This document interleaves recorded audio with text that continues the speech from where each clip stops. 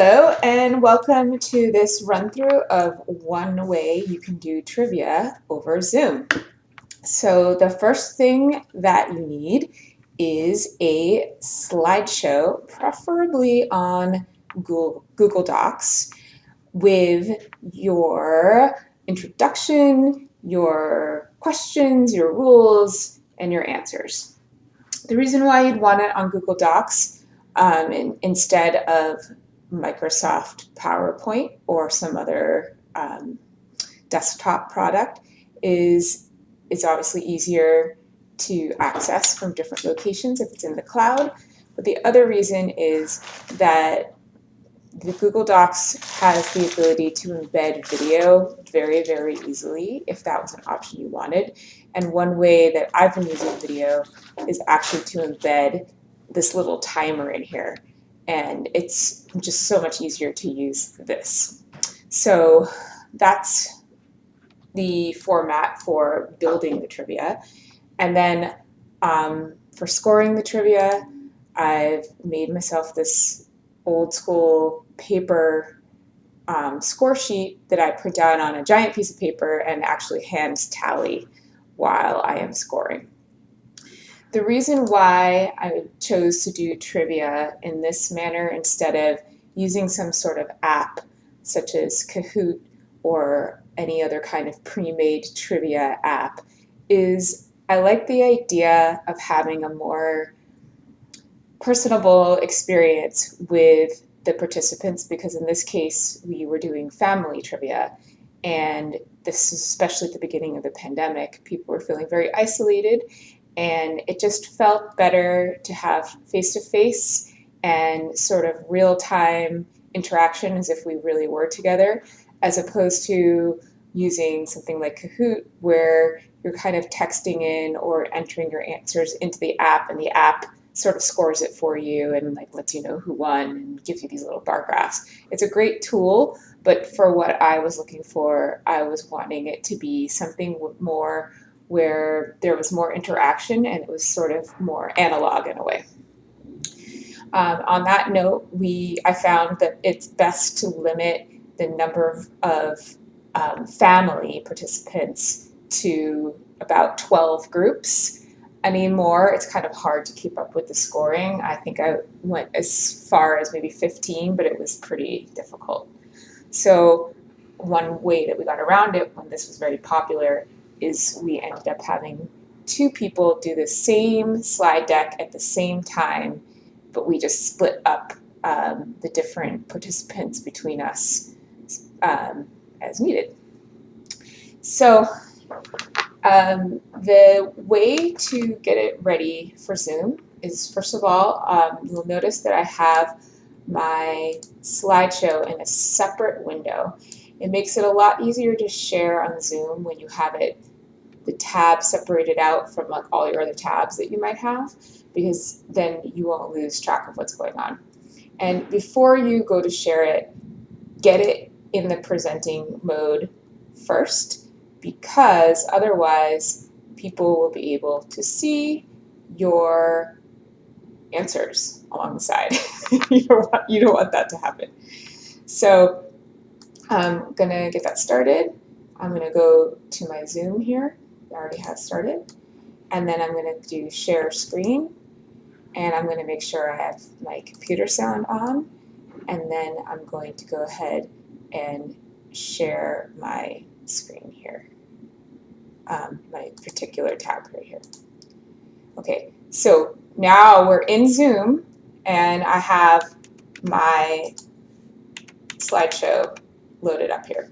And this is the title slide, and I would have this ready before the other participants come into the Zoom meeting so they know they're in the right place, and I know that I'm sharing it right, and we're all good to go.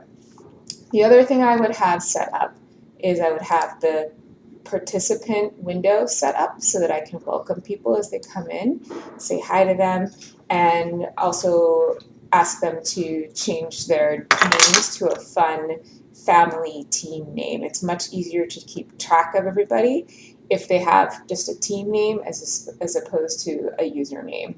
that could be kind of awkward. Plus, it's really fun to see people come up with funny, interesting team names. And then it's easier to remember them if they come back week after week. The other thing I will have open is the chat window. I'm going to need that open because this is how people are going to be submitting their answers through the chat. So I'll kind of show you what I tell the participants just to go over the rules a little bit. So first, before that, I always have this ready. But so of course, they're not seeing these windows. You just sort of have to manage it and put them where it's not in your own way. In any case, the first thing I would have people do is introduce themselves. This is part of the connection part of the evening that I found really valuable. And usually I would have people just say their family name and how many people were there and maybe where were they coming from that evening. And part of that was helpful because as part of my library system, we do like to take stats on how many people show up for our programs. So that's another way to get that number, is asking people, who's on your team? Then the way it works is just reminding people that this is using the honor system. They're not going to look up on the internet the answers. And when now that we're done with the introductions, we'd ask people to mute all of their microphones because we wouldn't want them to accidentally give away the answer while they're discussing it.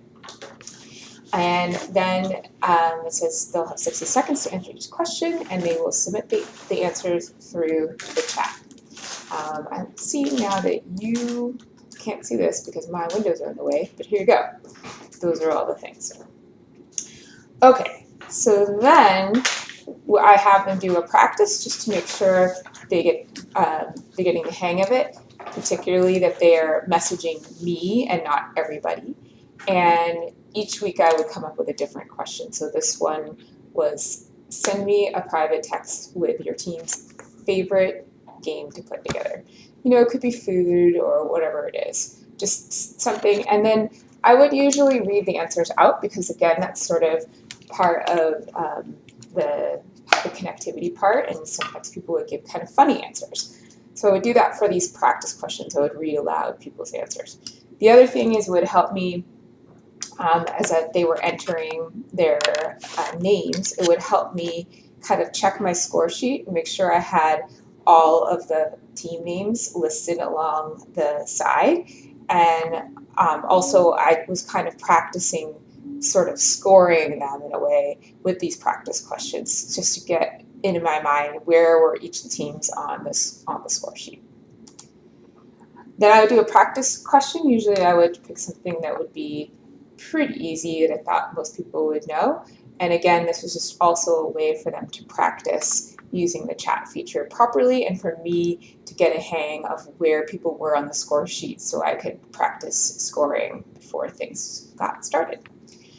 So I just want to point out again, I mentioned before that one reason I like to use Google Docs is because it's really easy to embed a video. And in this case, I embedded this timer that just got off of YouTube, and it's easy enough to just get it started. And then as the chat answers come in, I would be scoring it, and usually 60 seconds was enough time for me to catch up with everybody. I would not be reading people's answers out loud. I would just kind of let teams know that I've gotten their answers or that I hadn't gotten their answers yet, if I could, and then I just enter my scores. A lot of times, especially the easy one like this, they'll get the answer in quickly, and then if I get everyone's answers, I'll just stop the clock and move on. And then on the next slide, you can see I have the identical slide, but it has the answer.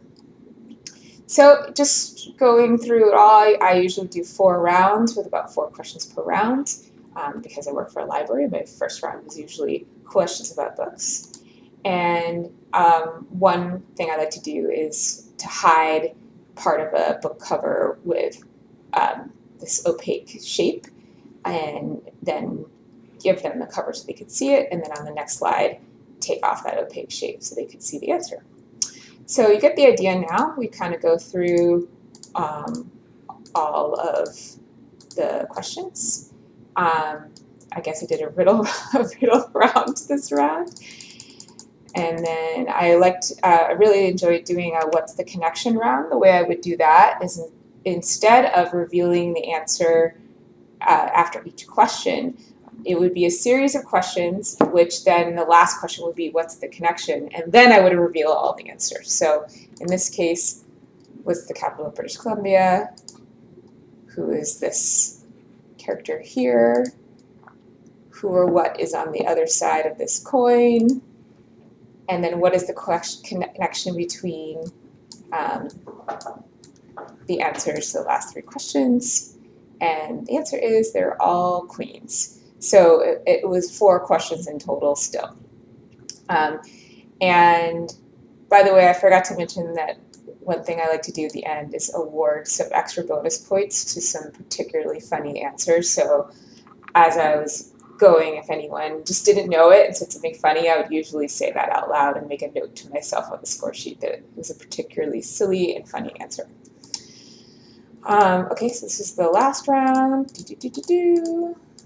Okay, so then what I would usually do is, because I was totting down the scores on the score sheet, I didn't have a final total. So I would embed some kind of entertaining video, usually of a cat. I'm sorry, not always a cat, but it's some kind of animal doing something kind of funny and cute. Because again, this was for a family trivia, and I wanted to make sure it was family appropriate.